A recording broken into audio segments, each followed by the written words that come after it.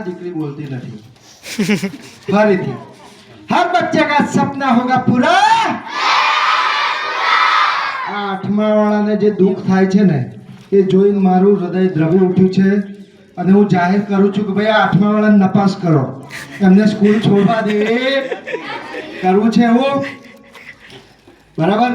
school એટલી બધી ગમી જાય પછી આપણે પરીક્ષા આલવાની નહીં ને અહીંયા રહીએ એટલે વિદાય લેવી પડે નહીં વાતાવરણ થોડું ગંભીર થઈ ગયું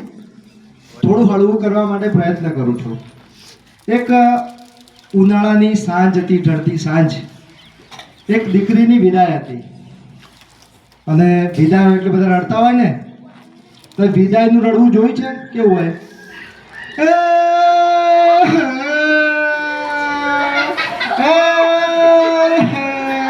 એવું રોતા હતા હે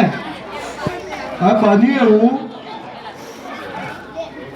કે ઉનાળામાં દીકરીઓ બધી કેરીઓ ખાવા ગયેલી એટલે આંબા પરથી મસ્ત પાકી પાકી કેરીઓ લાયેલી અને પેલું હુસેલ હોય ને હુસેલ એમાં પાકવા માટે મૂકેલી હવે જે દીકરીનું લગ્ન હતું એ ભૂલી ગઈ હુસેલમાં ને હુસેલમાં કેરીઓ રહી ગઈ છે હવે એક બાજુ વિદાય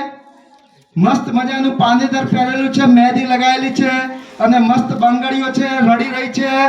પણ મનમાં એને યાદ આવી શું યાદ આવ્યું એટલે પછી એ રોતા રોતા કહે છે મમ્મી કેરીઓ ઉસેલમાં મૂકી છે લઈ લેજે